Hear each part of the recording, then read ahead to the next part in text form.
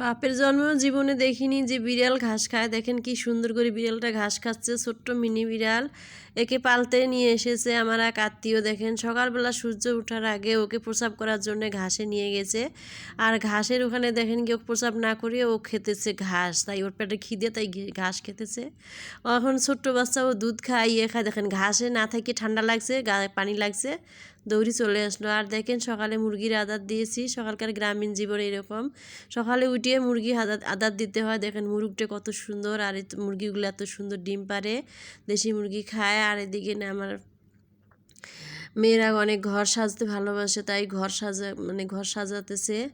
সকালে দেখেন এখন নাস্তা করব, তার জন্য রেডি করতেছে পেঁপে, তারপরে হলো সবজি, অনেক কিছু মানে পরোটা মরটা ইয়ে করতেছে।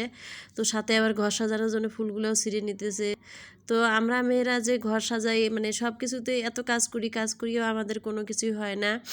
তো দেখেন ওদিকের গ্রামের দৃশ্যগুলো যে এত সুন্দর, রাস্তাঘাট বেরোলে মনে হয় যে প্রকৃতির নিয়ম এত ভালো লাগে, সবুজময় সবুজ। আর মানে কুয়াশা একটু একটু করে পড়তেছে সকালকার দেখেন কত সুন্দর দেখতে দেখা যায়, একটু একটু করে কুয়াশাও পড়তেছে। আর সবুজ সবুজ নদী নালা, দেখেন গাছপালা কত সুন্দর লাগে। তো রাস্তা যখন এরকম মানে একদম ঢাকার পরিস্থিতি মানে বিপরীতে হলো গ্রাম, তো গ্রামটার যে দৃশ্যগুলো এত ভালো লাগে। দেখেন দাঁড়ায় আছে লোকেরা। আর এই নদীটা দেখেন কত সুন্দর, এখন পানি শুকিয়েছে। এই পানি শুকিয়ে নদীটার রূপ আরও ভালো হয়েছে। দেখেন সবুজময় ঘেরা, কত মানুষ এখানে এসে দাঁড়িয়ে একটু হাওয়া খেতেছে। অনেক ভালো লাগে এই দৃশ্যগুলো দেখে। ঢাকার এই ইট পাথরের ঘরে মানে জীবনবন্দি থাকতে থাকতে আর ভালো লাগে না।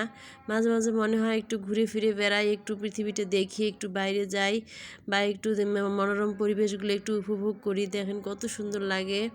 তো আমার কাছে খুব ভালো লাগে, আপনাদের কাছে এখন কেমন কেমন লাগে জানি না। তো এরকম দৃশ্য দেখলে আমার খুব ভালো লাগে।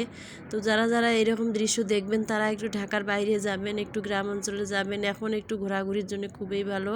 তো সেই মেহমানের বাড়িতে পৌঁছিলাম, দেখেন এখন দিতেছে রসমালাই দিতেছে। রসমালাইগুলো অনেক ভালো, ঢাকার রসমালাই ভালো না, তাই আমি গাজীপুর থেকে রসমালাই নিয়েছি। 800 টাকা কেজি, অনেক ভালো। তো রসমালাইগুলো অনেক হয় এখানকার। দেখেন ঢাকায় দাম কম, অথচ গাজীপুরে এত দাম বেশি।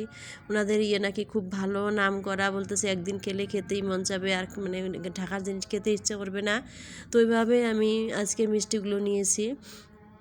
আর দেখেন সকালকার পরোটা কিভাবে বানায় ওনারা, চাকচাক করিয়ে বানাইতেছে। এইভাবে বানিয়ে এখন সকালকার নাস্তা খেতে দিবে। দেখেন চাকচাক করে রেখে এখন রুটি ভেজে মানে করে দিবে। এইভাবেই হলো আজকে সকালের নাস্তা। তারপরে আবার একটা নিয়ে গেছি, যেটাকে বলা হয় রসমালাইয়ের ভাই একটা, আর একটা আছে সরমালাই।